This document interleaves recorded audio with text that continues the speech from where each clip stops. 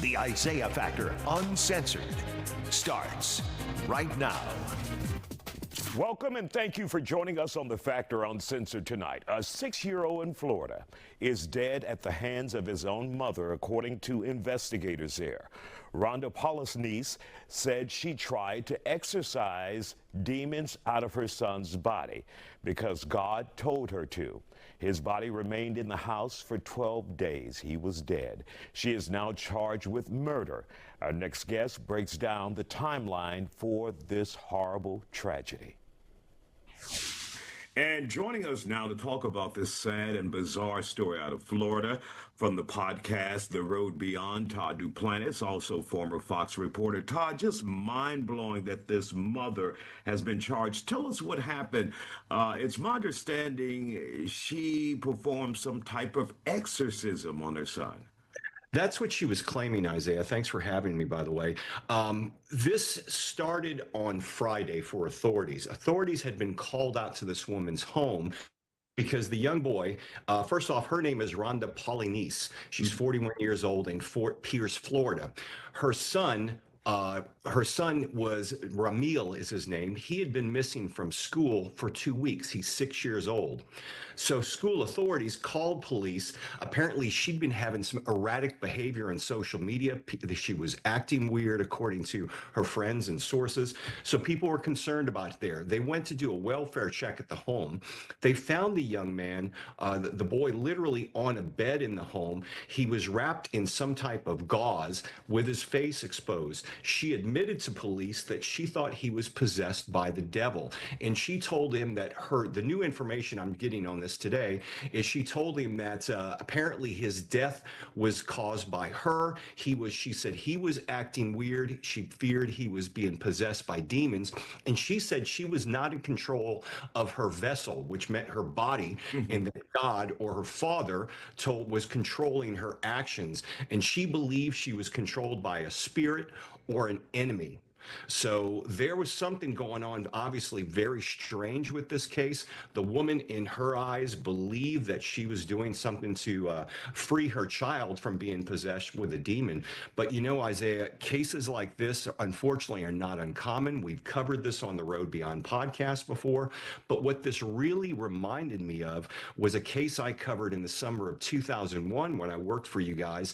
If you remember the case of Andrea Yates. Absolutely. Yeah, the woman in the Clear Lake area who literally drowned 5 of her own children in the bathtub of their home. Now, her claims to police at the time is she said that she was trying to save her children from eternal damnation by drowning them. In the case of Paulinice in Florida, she believed she was told that God told her to exorcise demons from her 6-year-old son. Much different cases, but similar in some ways with the aspect of mental health and awareness. And Todd, what we heard from Wanda in Florida, the mother in this case, is that after her son died, she was waiting on him to come back to life, to be resurrected, because she thought now that the demons are gone, that he would be fine.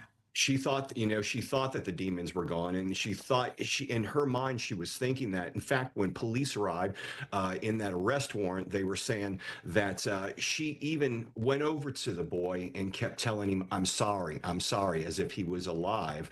They allowed her to see the boy before they took her away when she was arrested. So she was believing she could still communicate with him.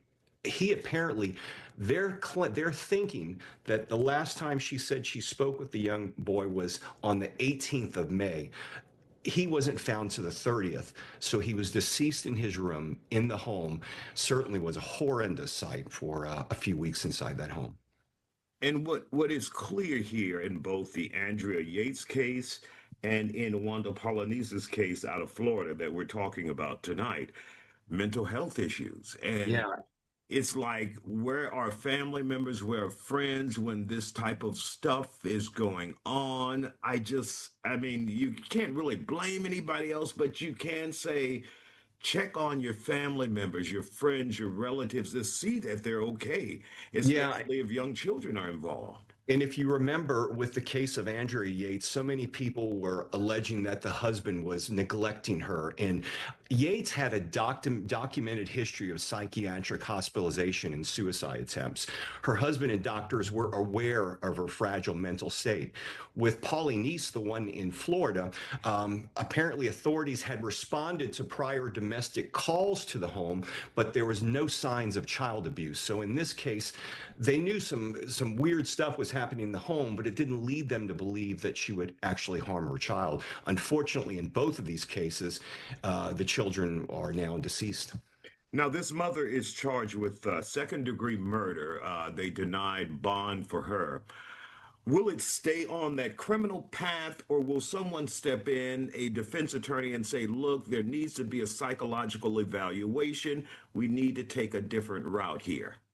Well, I'm not a legal expert, so I couldn't speak from a legal standpoint, but for looking at this from a journalist and from a community member, you've got to think, what's going on with this woman? Andrea Yates, if you remember with her attorney, they brought in the case and looked at her psychiatric issues she'd had over the years. It was very well documented. Mm-hmm. In this case, I would imagine any good defense attorney would come in and say, we need a psychological evaluation and even see if she's fit to stand trial.